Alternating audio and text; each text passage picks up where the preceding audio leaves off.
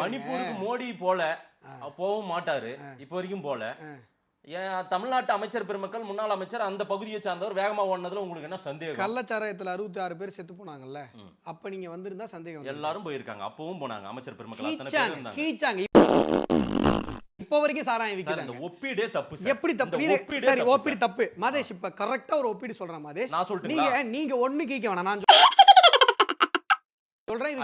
இதுக்கு நீங்க என்ன ரியாக்ஷன் கொடுக்குறீங்க நான் பார்க்கணும். ஆனால் அப்படியே டைரக்டா பொருத்தி பார்க்குற சம்பவத்தை நான் சொல்றேன். பிப்ரவரி 22 பெற்றோரை கொண்டாடுவோம்னு சொல்லி மு.க. ஸ்டாலின் அவர்கள் கலந்து கொண்ட ஒரு விழா விருதாச்சலத்தில் நடந்தது.